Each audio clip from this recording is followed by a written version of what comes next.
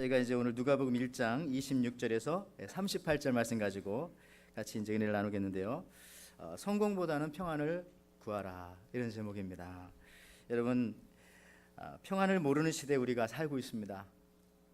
유럽에 가보면 기차 여행을 하기가 참 좋다고 하는데요.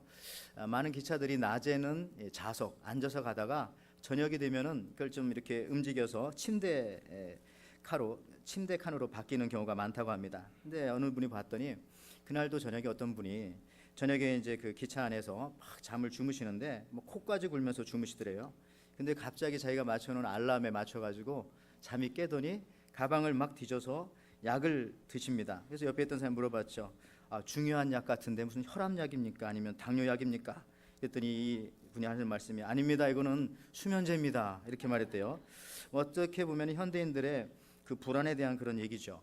저희 어린 시절에 이제 그런 얘기들 교과서에 기억납니다. 어머니에게 두 아들이 있었고 하나들은 집신장사였고 하나들은 우산장수였다. 근데 이 어머니는 늘 근심합니다. 비가 오면 집신장사가 아들의 장사가 안 될까봐, 또 뭐 해가 뜨면은 우산장사 아들의 장사가 안 될까봐. 근데 반대로 생각하면 늘 기뻐할 수 있는데도 말이죠. 참 신기한 일입니다. 여러분, 우리가 사는 이 시대 왜 이처럼 평안이 없습니까? 성경은 분명하게 우리에게 말씀해 주시죠. 세상이 평안을 모르기 때문이다. 평안이 무엇인지 모르기 때문에 평안을 찾을 수가 없는 것입니다. 로마서 3장 17절 말씀에 말씀하십니다. 평안의 길을 알지 못하였고, 평안이 뭔지 모르기 때문에 그 평안을 찾을 수가 없습니다. 그러니까 많은 사람들은 성공하면 마음의 평안이 올 것이다 라고 그렇게 생각을 하는 분도 계십니다. 그러나 여러분, 성공하면 어디 그렇던가요? 나보다 더 성공한 사람들이 보이죠. 내 집보다 더 큰 집을 가지고 있는 집이 보이기 시작합니다. 여러분, 우리는 인생의 모든 문제 정답을 그래서 성경에서 찾아봐야 되는데요. 성경은 말씀하시기를 우리한테 성공하라라고 하신 구절이 한 군데도 없습니다. 평안하라, 평강이 있을지어다, 이와 같은 말씀은 여기저기에 많이 있죠. 잠언 10장 22절 말씀을 보시면요, 여호와께서 주시는 복은 사람을 부하게 하고 근심을 겸하여 주시지 아니하시느니라. 여러분, 우리가 분명히 이것을 알아야 됩니다. 여호와께서 주시는 복은 근심을 겸하여 주시지 않습니다. 그래서 믿는 사람들에게 있어서요, 이 평강은 매우 중요하고 가장 가치 있는 것 중에 하나입니다.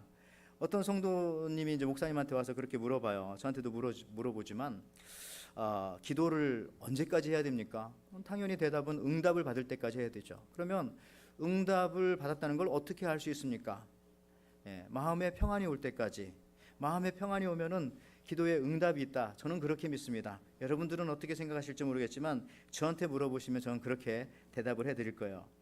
여러분들, 요즘에 그 대책 없는 놈 시리즈가 있더라고요. 고집을 피우고 또 우기고 이런 사람들은 마음의 편안이 없어요. 왜냐하면 세상이 내 마음대로 되지 않잖아요. 그런데도 불구하고 자기 혼자 고집을 피우고 또 우기면은 이 땅에 평안을 얻을 수가 없죠. 그래서 이 대책 없는 놈 시리즈, 놈자 시리즈인데 좀 이해하고 들으세요. 어떤 사람들이 대책이 없는가? 첫째, 몽고 반점을 중국집이라고 우기는 놈, 뭐 서른도를 섬이라고 우기는 놈, 복상사를 절이라고 우기는 놈, 청남대를 대학이라고 우기는 놈, 구제역을 지하철역이라고 우기는 놈, 또 공모주를 술 이름이라고 우기는 놈, 세발낙지는 발이 세 개라고 우기는 놈, 갈매기살을 갈매기 새의 살이라고 우기는 놈, 또 곡선미를 쌀의 이름이라고 우기는 놈, 노숙자를 여자의 이름이라고 우기는 놈, 또 노점상을 밥상이라고 우기는 놈, 대주교를 어느 다리의 이름이라고 우기는 놈, 또 6.25를 북침이라고 우기는 놈, 또 안중근 의사를 병원 의사라고 우기는 놈, 독도를 자기네 땅이라고 우기는 놈, 뭐 등등이 있습니다. 너무 많아가지고 여기까지. 여러분, 이 우기면 안 되죠. 마음 평안은 없습니다. 내 세상이 내 뜻대로 되는 거 아니죠. 하나님 뜻대로 된다는 사실들을 우리가 아시고요. 여러분, 성공이 인생의 목표라고 우기는 사람, 여러분 이 자리에는 없으시겠죠. 매우 중요한 이야기입니다. 성경은 성공한 사람보다는 평안을 간직한 사람이 되어라, 성공한 사람보다는 평안한 사람이 되어라, 더 나아가서는 평화의 사람이 되어라, 그렇게 말씀을 하십니다. 여러분, 마음속에 평안이 없으면 어떤 현상이 일어나는지 아십니까? 하나님께서 마음의 평안을 안 주시면은 다음과 같은 현상이 일어납니다. 오늘 성경 좀 많이 찾아볼 텐데요. 레위기 26장 36절에 있는 말씀입니다. 너희 남은 자에게는 그 원수들의 땅에서 내가 그들의 마음을 약하게 하리니 그들은 바람에 불린 잎사귀 소리에도 놀라 도망하기를 칼을 피하여 도망하듯 할 것이요 쫓는 자가 없어도 엎드러질 것이라. 세번역 성경에 좀 쉽게요. 너희 가운데 살아남은 사람이 원수의 땅에 끌려가 사는 동안에 내가 그들의 마음에 공포심을 일으켜 바람에 나뭇잎 떨어지는 소리만 나도 칼을 피해 도망가듯 기겁하고 달아나게 하겠다. 그들은 아무도 뒤쫓지 않아도 달아나다 넘어질 것이다. 참 하나님께서 평안을 주시지 않으면 인생을 이렇게 산다는 것입니다. 바람에 나뭇잎 떨어지는 소리만 들려도 마음에 공포심이 몰려옵니다. 누가 바람에 문이 쾅 닫히기만 해도 어이쿠 하면서 놀라는 분들 많이 계시죠. 혹시 여러분들 TV를 보다가 이상한 그 뉴스만 나와도 혹시 이 일들이 나한테 닥쳐지는 일은 아닐까? 그리고 우리 한국 분들 많이 이쪽 어깨가 아프면은 이거 폐암이 아닌가? 어깨. 또 이쪽 어깨가 아프면은 이거 간암은 혹시 아닌가? 어디 아프면 암과 또 연결을 또 많이 시키시고요. 또 이렇게 손에 뭐 이렇게 점이나 이런 것들이 생기면은 혹시 한 달 동안 없어지지 않으면 이거 피부암은 아닌가? 근데 여러분들 그 호주, 뉴질랜드, 하와이 이 지역이요 세계 그 어느 곳보다 피부암이 3배 내지 4배가 높다는 것을 참고하시고 사시기 바랍니다. 자, 여러분들 이와 같이 우리가 여러 가지 상황들을 보면서 뭘 듣거나 접하거나 할 때 마음속에 평안을 잃어버리고 두려운 경우가 많다는 것이죠.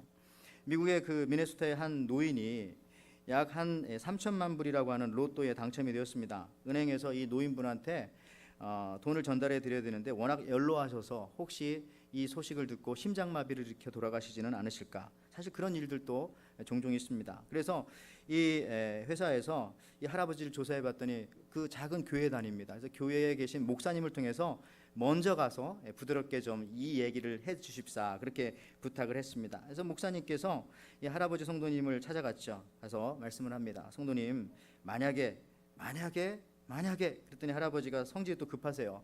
빨리 말하라고 목사님. 그랬더니 막 다그치니까 목사님께서 말씀하셨죠. 성도님 만약에 로또 1등에 당첨되면 어떻게 하시겠어요? 그러자 할아버지가 하는 말씀이 기분이죠. 제가 절반은 딱 돼가지고 목사님한테 드리겠습니다. 그랬더니 이 소리를 듣고 목사님이 심장마비로 천국 가셨다라고 하는데 오래된 얘기인데 다 기뻐하시네요. 자, 이 권력과 물질과 건강이 중요한 것은 아닙니다. 그래서 저는 평안이 최고의 가치라는 것이죠. 예수님 탄생 중에 가장 많이 사용된 단어가 이 평안입니다. 누가복음 2장 14절에도요. 지극히 높은 곳에서는 하나님께 영광이요 땅에서는 기뻐하심을 입은 사람들 중에 평화로다 하니라. 그 미국의 대표적인 소설가 중에 그 에드가 알렌 포라는 분이 있죠. 공포 소설을 쓰고 단편을 많이 썼는데요. 그분의 소설 중에 고자질하는 심장이라고 하는 그런 소설이 있습니다. 이 소설의 주인공이 옆집 노인을 죽였어요. 근데 이 노인을 죽일 때 노인이 죽으면서 외마디 소리를 크게 질렀어요. 그래서 이 주위에 있던 이웃 중에 3명이 이 소리를 들었어요. 그래서 경찰에 신고를 했고 경찰이 나와서 이렇게 저렇게 조사를 하기 시작합니다. 이 소설의 주인공은 노인을 죽여서 자기 거실 바닥에다가 묻었어요. 그런데 이 완전 범죄인 줄 알았는데 밤마다 이 노인의 심장 소리가 들리는 것입니다. 그 소설에 보면 이렇게 표현하더라고요. 그 옛날에 그 시계 자명종 시계 가는 소리 있죠. 그거를 헝겊으로 감싸서 그 안에서 들리는 째깍째깍하는 그 소리가 밤 12시만 되면 자꾸 소리가 커지면서 계속 들려오는 거죠. 몇 날 며칠을 고민하고 있는데 어느 날인가 경찰이 이 사람의 집까지 현장 조사를 나왔죠. 근데 경찰이 오니까 이 소리가 더 낮에도 크게 들리는 거죠. 이 주인공이 막 머리를 부둥켜 안다가 막 소리를 지른 겁니다. 내가 죽였다고. 그 죽인 사람이 바로 이 밑에 거실에 있다고 여기를 파보라고 스스로 이제 고백을 하게 되는데 여러분 그 심장 소리가 무슨 돌아가신 그 노인의 심장 소리가 아니라는 것이죠. 자기의 심장 소리였잖아요. 자기의 심장 소리. 이 소리가 크게 들렸죠. 여러분 범죄한 인간은 평안을 가질 수가 없습니다. 평안이 무너지면 이렇게 되는 거예요. 자기 소리에도 놀라서 이 땅을 살아갈 수가 없습니다. 여러분 평안이 이처럼 귀한 것입니다. 천금을 가진다 하여도 마음속에 주님이 주시는 평안이 없으면은 그 금은 부하가 나한테 무슨 소용이 있겠습니까? 한국적인 상황이니까 한번 또 들어보세요. 어느 부부가 차를 타고 가다가 차 안에서 서로 이렇게 다퉜어요. 차를 남편이 난폭하게 운전을 하고 뭐 신호도 잘 지키지도 않고 어떤 때는 그 라인을 체인지할 때도 시그널도 넣지 않고 막 이렇게 바꾸고 그러니까 더 이제 싸움이 이렇게 있어요. 뭐 그러는 중에 뒤에서 큰 트럭이 이제 지나가면서 신호도 안 넣고 라인을 바꾸니까요. 큰 트럭이 지나가다가 창문을 열고 뭐라고 소리를 질러요. 이런 얘기를 해도 될지 모르겠지만 병신, 등신, 쪼다, 천치 막 이런 소리를 막 하면서 휙 지나갑니다. 그러니까 부인이 남편한테 하는 말이 당신 저 사람 알아? 그랬더니 이제 남편이 하는 말이 기분도 나쁜데 내가 어떻게 알아? 처음 본 사람인데 몰라? 그랬더니 부인이 하는 말이 근데 어떻게 저 사람이 당신을 그렇게 속속들이 잘 알지? 이렇게 말했다는 거죠. 그러니까 남편이 이제 여기서 또 화가 나가지고 집 근처 가봤더니 한국은 또 집 근처 가면 개들이 또 이렇게 막 풀어놓고 키우니까 돌아다녀요. 남편이 또 이렇게 얘기했죠. 부인한테 개를 보면서 저기 당신 친척들 지나가네. 인사 좀 해. 그랬더니 이제 부인이 창문을 열고 하는 말이 안녕하세요 시아주버님 뭐 그랬다고 하는데 여러분들 참 평강이 없으면은 부부 사이도 살면 살수록 힘든 겁니다. 예? 여러분들 이 평안이 부모 자식 간에도 부부 간에도 가족 간에도 성도와 성도들 간에도 이게 있어야 되는 거죠. 저는 성경을 보다가 깜짝 놀란 것이 하나 있어요. 악인에게 하나님께서 주시지 않은 것이 딱 한 가지가 있습니다. 그것이 무엇일까요? 여러분 눈치채셨겠지만 평안이죠. 여러분 악한 사람도 물질이 많은 사람이 분명히 있어요. 그렇죠? 예. 아주 나쁜 사람인데 돈을 많이 벌고 뭐 부유한 사람 분명히 있습니다. 그리고요 또 악인인데도 힘이 센 사람이 있어요. 그래가지고 힘이 너무 세다 보니까 남을 때리고 강도질하고 하죠. 또 악인인데 이 인간관계가 너무 좋아가지고 막 사람들을 많이 모아. 근데 악해요. 아무리 봐도 그런 사람도 있고. 또 악인인데 또 머리가 똑똑해가지고 뭐 사기를 너무너무 잘 치는. 그런데 말이죠. 이 악인들에게도 이런 것들이 되어지지만은 한 가지 악인에게 허락해 주시지 않은 것, 그것은 평강입니다. 제 말이 아니에요. 성경을 보실까요? 자, 이사야 48장 22절 말씀이죠. 여호와께서 말씀하시되 악인에게는 평강이 없다 하셨느니라. 다른 거 다 가질 수 있지만 평강은 하나님께서 안 주신다는 겁니다. 한 번 더 강조하시네요. 이사야 57장 21절에 있는 말씀입니다. 내 하나님의 말씀에 악인에게는 평강이 없다 하셨느니라. 여러분들 요구한 것을 하나님께서 주시기는 합니다. 왜냐하면 하나님께서는 구하라 주실 것이요. 그 말씀 때문에 그러신지 모르겠지만 하여튼 악한 사람에게도 뭐 이것저것 주시기는 해요. 그런데 평강은 절대 안 주신다는 것이죠. 시편 106편 15절 말씀 보실까요? 그러므로 여호와께서는 그들이 요구한 것을 그들에게 주셨을지라도 그들의 영혼은 쇠약하게 하셨도다. 요구한 것은 주셨지만 하나님께서 마음의 평안은 절대 안 주신다는 것입니다. 여러분들 오늘 본문은요 마리아의 수태고지라고도 합니다. 오늘 본문 1장 누가복음 1장 26절 보시면요 여섯째 달에 천사 가브리엘이 하나님의 보내심을 받아 갈릴리 나사렛이란 동네에 가서, 이 나사렛이라고 하는 동네는 예수님이 공생애를 시작하시기 전에 어렸을 때 살던 동네예요. 그 이유가 뭐냐면은 마리아의 고향이었기 때문에 거기 가서 살았는데요. 여러분 이 나사렛이라고 하는 동네 뒤편에 보면은 레바논 평지가 있고 곧바로 이어지는 것이 이 눈 덮인 헐몬산이 보입니다. 그리고 다른 쪽에는 푸르고 높은 이 갈멜산이 보입니다. 그리고 이 나사렛이라고 하는 동네는 예루살렘으로부터 북쪽으로 70마일 정도 떨어진 조금 외진 그런 곳입니다. 사람들이 잘 찾아가지 않고 더 역사적으로 말하면 포로민들이 살던 뭐 그런 지역인데요. 우리 하와이로 말하자면은 여기는 우리 팔롤로 사시는 분 안 계시죠? 제가 아무리 봐도 팔롤로 같은 그런 지역인 것 같아요. 왜냐하면 교회에서 차 타고 나가다 보면 항상 산 밑에 구름이 끼어 있고 안개가 끼어 있고 뭐 음침한 뭔가가 일어날 것 같은 뭐 그런 느낌, 사람들이 잘 찾아가지 않는 그런 곳, 나사렛이라는 동네가 이제 그런 곳이었었는데 거기에 이제 마리아가 있었죠. 그때 천사 가브리엘이 나타나서 마리아에게 이런 말을 전합니다. 누가복음 1장 28절 오는 말씀이죠. 그들에게 들어가 이르되 은혜를 받은 자여 평안할지어다 주께서 너와 함께 하시는도다 하니. 자, 먼저 마리아에게 와서 가브리엘이 한 말은 평안할지어다. 이걸 원문 그대로 번역하면 평안하고 기뻐하라 이런 표현들이 들어 있습니다. 근데 30절에도 역시 동일한 말씀을 하십니다. 누가복음 1장 30절에 천사가 이르되 마리아여 무서워하지 말라. 내가 하나님께 은혜를 입었느니라. 계속해서 두려워하지 말라. 평안하라. 평안을 전합니다. 그래서 저는요 이번 성탄절 우리 에덴교회 또 이 자리에 예배에 참석하신 모든 분들에게 함께 나누고자 하는 메시지는 평안입니다. 평안의 은혜가 우리 마음 속에, 여러분들의 가정 속에 정말 가득하셔야 합니다. 왠지 모를 불안을 가지고 우리가 2017년도로 출발하면 안 되거든요. 하나님께서 주는 평강을 가지고 확신 속에서 말씀을 붙잡고 출발해야 되죠. 그래서 우리가 끝까지 지켜야 할 가장 고귀한 가치 중에 하나는 저는 평안이라고 분명히 믿습니다. 이 피스라고 하는 거요. 자, 요한복음 14장 27절 말씀 보십시오. 평안을 너희에게 끼치노니 곧 나의 평안을 너희에게 주노라. 여러분, 주님께서 구원받은 백성에게 주시는 선물이 있습니다. 그것이 뭐라고요? 평안입니다. 평안. 예수 믿고 구원받았다고 하나님께서 여러분들한테 당장 아파트 한 채 주시던가요? 그러면 다 예수 믿게요? 물론 그런 사람들도 뭐 있을 수도 있습니다만 거의 없죠. 예. 집은 안 주시고 집사는 주시더라고요. 집사 직분은 열심히 일하라고.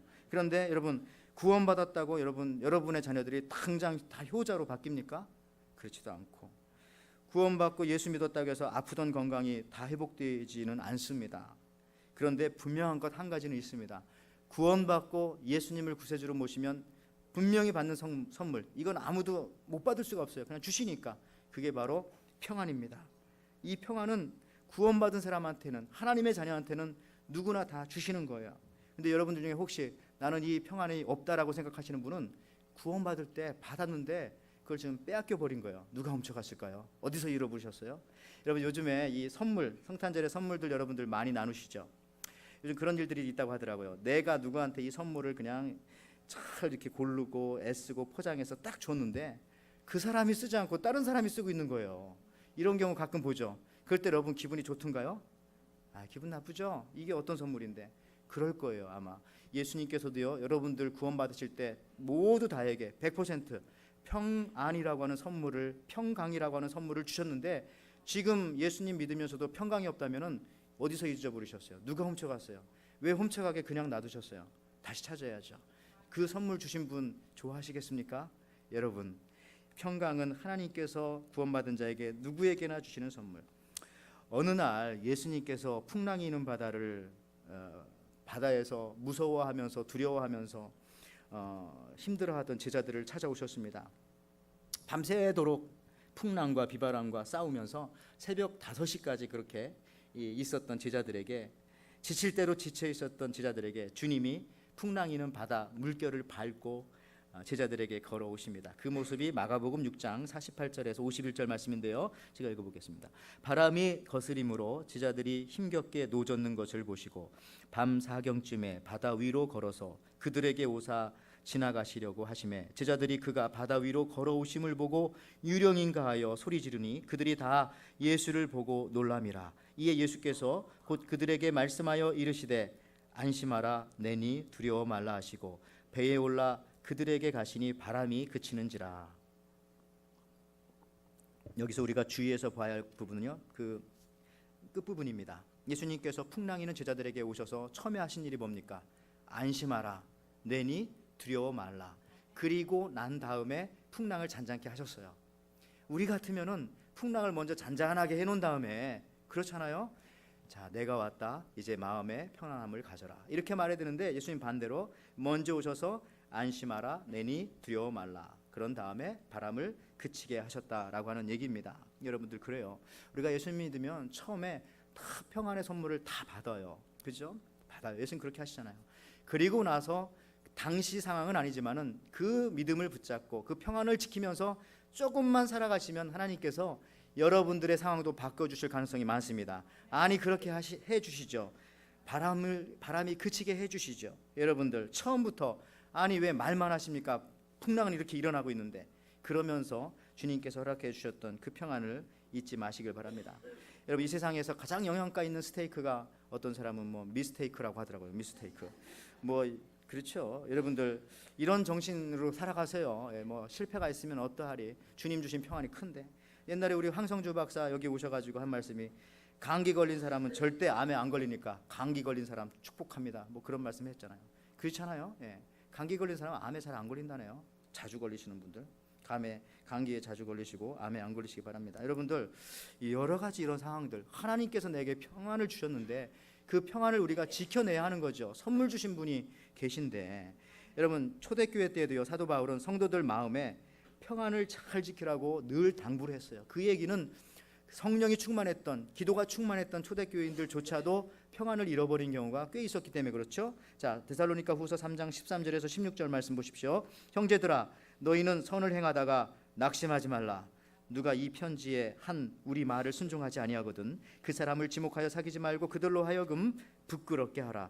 그러나 원수와 같이 생각하지 말고 형제같이 권면하라. 평강의 주께서 친히 때마다 일마다 너희에게 평강을 주시고 주께서 모든 사람과 함께 하시기를 원하노라. 여러분, 저는 이 말씀 보다가 초대교회 때도 낙심하는 사람이 있었구나, 평강을 도둑질 맞은 사람들이 많이 있었구나. 또 한 가지는 선을 행하도 낙심하는구나, 선을 행하다가도 평강을 잃어버릴 수도 있구나, 교회 일을 하다가 봉사하다가 또 평강을 잃어버릴 수가 있겠구나 라는 사실들을 또 하게 되었습니다. 여러분들, 심지어 어떤 사람은요, 기도하다가 평강을 잃어버린 사람들도 있어요.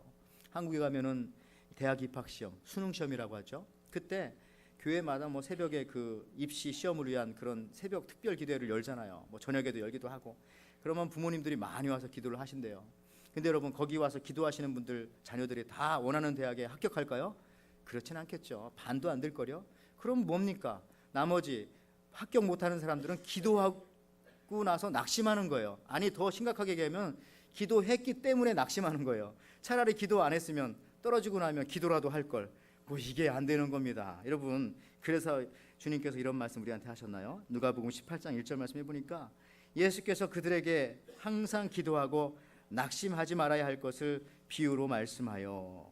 여러분들, 기도한다고 낙심하지 않는 거 아닙니다. 다시 말하자면 어떤 사람은 기도하다가도 낙심을 한다니까요. 기도도 대단한 겁니다. 기도는 영혼의 호흡이라고도 하고요. 기도 없는 기독교가 없죠. 그러나 기도만큼, 아니 어떤 면에서는 기도보다 더 소중한 가치는 평안입니다. 기도하면서 싸우면 뭐예요? 기도보다 더 소중한 가치는 평안이라고요. 평안. 사역보다 어떤 면에서 더 평안한, 더 높은 가치는 평안일 수 있습니다. 성가대도 찬양팀도 교회 모든 사역도 다 그렇다는 것이죠. 여러분, 마가복음 16장을 보십시오. 거기에 예수님께서, 오늘 성경을 좀 많이 보니까요, 마가복음 16장에 보면 예수님께서 십자가에 죽으시고 이제 3일 만에 부활하셨어요. 예수님의 그 시체가 아직 무덤에 있었을 때 처음으로 예수님의 무덤을 찾아간 사람은 누굽니까? 막달라 마리아를 비롯한 세 마리아였어요. 그들이 가면서 막 그 걱정을 좀 많이 했어요. 여기 성경 나오시네요. 마가복음 16장 2절부터 4절 말씀해 보니까 안식 후 첫날 매우 일찍이 해돋을 때에 그 무덤으로 가며 서로 말하되 누가 우리를 위하여 무덤에서 돌을 굴려주리요. 자, 걱정하면서 가는 거예요. 걱정. 어제 봤거든요. 예수님 그 안에 넣을 때 보니까 큰 돌로 막아놓는 것을. 근데 그 다음 구절 어떻게 이어집니까? 누가 우리를 위하여 무덤 문에서 돌을 굴려주리요 하더니 눈을 들어 본즉 어떻게 됐다고요? 벌써 돌이 굴려져 있는데 그 돌이 심히 크더라. 괜히 걱정하면서 갔어요. 거기까지 가서 고개를 들어봤더니 이미 돌이 굴려져 있는 거예요. 주님 부활하셨으니까. 여러분, 이런 일들이 쉴 새 없이 우리 삶 속에 많이 나요. 그 큰 돌, 그거 어떡하지? 우리 여자 3명이 가서 이거 옮기지 못할 텐데 왜 걱정하세요? 고개만 들어보세요. 가보면 누군가 다 치워놨어요. 하나님께서 다 해결해 놓으셨다고요. 우리가 걱정하는 많은 부분들이 다 이렇다는 거죠. 하나님께서 주시는 평안을 세상의 환경 때문에, 우리의 믿음의 연약함 때문에 여러분들 잃어버리시면 안 됩니다. 우리 믿는 사람은 어떤 상황 속에서도 평안을 유지할 때에 세상은 우리를 보고 놀라요. 여러분, 전도라는 것도 있죠. 우리 이제 주일 전도대 참 열심히 나가서 전도하세요. 너무나 감사하고 또 많은 사람들이 좀 붙어 당겼으면 좋겠어요. 근데 그렇게 하고 이제 모교 전도대도 나가는데, 참고로 모교 전도대는 저 혼자 나갑니다. 자, 그런데 이 전도라는 것이 뭐 됩니까? 사실 솔직히 힘들어요. 근데 주님의 명령이니까 순종하는 거예요. 나가서 전도하면 그 말 듣고 오는 분이 많지 않고 거의 안 오고, 또 어떤 때는 왜 나가냐고 뭐라는 사람도 있고, 뭐 여러 가지가 있는데, 여러분 진짜 전도는 이때 잘 돼. 이때 뭐냐면은 마음속에 어떤 상황 속에서도 평안을 유지할 때. 그렇잖아요. 저 사람은 분명히 저 때 원망하고 욕하고 쓰러지고 저주할 상황인데 어떻게 그 마음속에 평안이 있기 때문에 절대로 흔들리지 않거든요. 그러면 그 모습을 보고 세상 사람들은 놀래죠. 저 안에 뭐가 있을까? 저 사람이 믿는 신은 누굴까? 저 사람이 읽는 저 책은 도대체 뭘까? 나도 보고 싶다. 나도 읽어보고 싶다. 여러분, 그래서요, 이 평안이라고 하는 것이 약한 것이 아닙니다. 굉장히 강력한 무기예요. 특별히 복음을 전하고 전도하고 우리가 살아가는 세상에 있어서 이 평안은 이게 약한 게 아닙니다. 엄청난 힘을 그 안에 소유하고 있어요. 여러분, 지옥의 주소가 뭐라고요? 살기도 괴롭군, 죽으면 편하리, 아니면 뭐 나으리로 가든지. 444번지. 자, 뭐 천국 주소는 뭐 천국시 은혜구 행복동 뭐 777번지라고 하는데 잘 모르겠습니다. 자, 우리 두고 온 조국 조선 팔도를 한번 보세요. 거기 보면은 전라도, 함경도, 또 뭐가 있습니까? 뭐 강원도, 충청도 다 있죠. 제주도 있는데 깜짝 놀랐어요. 저는요, 그걸 보다가 평안도가 있더라고요. 평안도. 제가 이 평안이라고 하는 이 설교를 준비하면서 한국 땅의 평안도라는, 거기 가서 살고 싶잖아요. 거기 김정은이 있는데. 자, 그런데요, 여러분, 왜 이 저기 강원도가 강원도입니까? 모르세요? 강원도 분들? 이제 강릉과 원주를 섞어가지고 강원도잖아요. 모르는 척 하시네. 자, 경상도는 왜 경상도입니까? 경주와 상주. 그렇죠. 전라도는요, 전주와 나주. 잘하시네요. 충청도는요, 충주와 청주. 저희 기분 되게 나빠요. 전 충청남도인데 다 충청북도에 있는 도시만 있어요. 자, 그 다음에 황해도는요, 황주와 해주. 이렇게 되죠. 그럼 평안도는 어딜까요? 평양과 안주. 술안주가 아닙니다. 갑자기 그런 거 생각하시는 분들은 어제 조사해 보겠어요. 자, 평양과 안주. 그런데 이 평양이라고 하는 도시가 대단한 도시입니다. 지금부터 100년 전만 하더라도요, 이 평양이라고 하는 도시가, 지금은 거기 김정은 있지만은 그 평양이라고 하는 도시가 동방의 예루살렘이었어요. 동방의 예루살렘. 세계 역사 기독교를 보면은요, 1905년 뭐 그 정도에 부흥 운동이 5차례가 납니다. 전 세계적으로. 이거는 기독교 역사와 세계 역사에 나와요. LA 아주사거리의 부흥 운동, 그다음에 영국 에딘버러의, 또 그 중에 하나가 평양 대부흥 운동입니다. 이건 세계 교회사에 나와요. 평양은 그런 곳입니다. 거기에 평양신학교가 세워졌고요. 그 평양이라고 하는 그 도시에 엄청난 능력이, 기독교의 복음이 전파되었죠. 근데 지금은 그 평안이라고 하는 그 평양에 지금은 가장 이 세상에서 가장 불안전한 땅이잖아요. 가장 위험한 땅이 되어져 버리지 않았습니까? 저는 그래서 이 성탄절을 이렇게 준비하면서 이 평안이라고 하는 그런 이 메시지를 준비하면서, 야, 우리가 조국을 위해서도 기도해야 되겠구나. 그 평양 땅이 다시 한번 이 마지막 때에 동방의 예루살렘과 같이 주님의 복음을 전하는 그러한 복음의 도시가 되기를 또 한번 기도를 해봅니다. 여러분, 이제 제가 말씀을 좀 이렇게 정리하면서 이어령 교수 얘기 드린 적 있죠. 제비가 왜 사람들이 사는 지붕 밑에 둥지를 틀까? 그 이유는 사람도 무섭지만은, 그러나 사람을 의지하면은 독수리나 솔개 같은 다른 천적들로부터 오히려 보호를 받기 때문에 제비들은 사람들 사는 지붕 밑에다가 집을 짓습니다. 마찬가지로 우리가 예수를 믿어서 제약받는 것이 많이 있어요. 가고 싶은데 가지 못하고 하고 싶은 거 하지 못할 때가 많이 있어요. 그러나 그럼에도 불구하고 예수님 안에서 누리는 평안은 훨씬 더 크다는 사실들입니다. 여러분, 즉 신앙은 이것을 인정하고 내가 잡아먹힐 생각하고 들어오면은, 교회 안에 들어오고 주님 안에 들어가면은 오히려 거기서 더 큰 평안을 얻게 된다는 사실, 더 큰 보호를 받게 된다는 사실들, 여러분들이 잊지 마시길 바랍니다. 한국학의 대가인 고 민영규 교수님은요, 제가 요 얘기를 하면서 평안이 뭔가를 마지막 정리를 제가 해드릴게요. 에루살렘 입성기라고 하는 책에서 이 평안이 무엇인가에 대해서 참 잘 정리를 했어요. 한번 들어보십시오. 자전거는요, 달릴 때 넘어지지 않습니다. 맞죠? 달리는 자전거는 넘어지지 않습니다.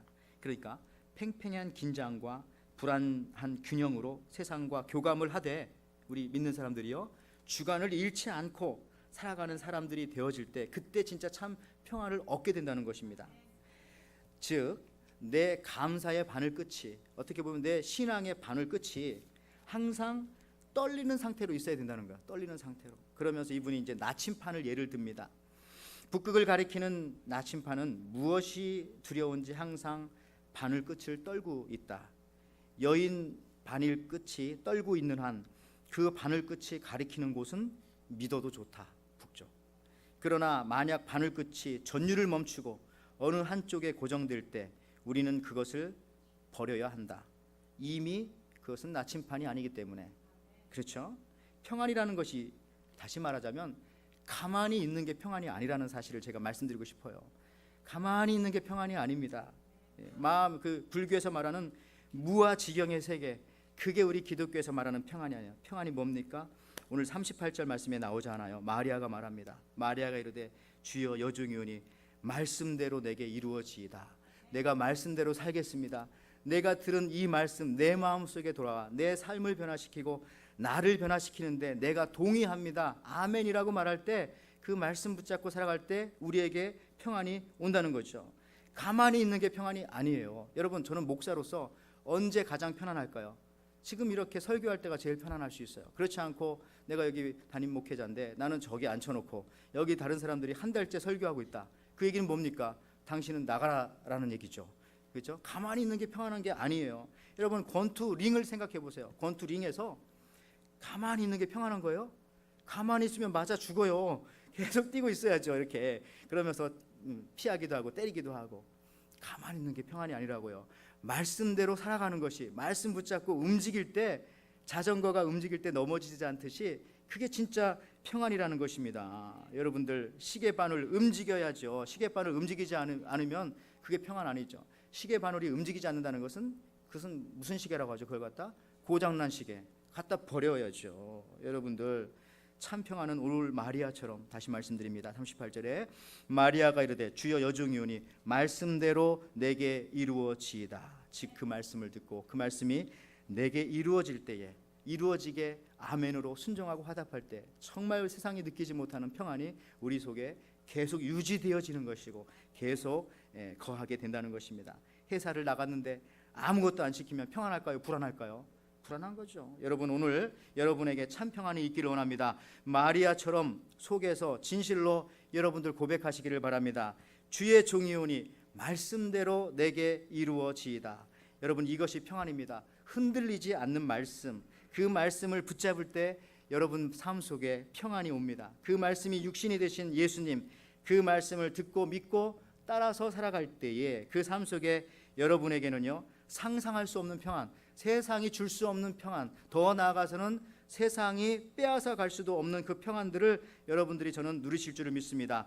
이것이 행복입니다. 이것이 주님께서 이 시간 저와 여러분에게, 이 자리에 예배하시는 여러분들에게 성탄의 선물로 다시 한번 주셨다라고 확인해 주시면서 그 평안 어디 갔니? 물어보시고 그 평안 다시 회복하시라고, 그 말씀 붙잡고 마리아처럼 회복하시고, 그래서 강건한 삶으로 살아가시라고 하는 주님의 말씀인 줄 믿고 다 주님 주시는 평안함을 받아 누리시는 귀한 성도 여러분들 되시기를 주님의 이름으로 축원을 드립니다.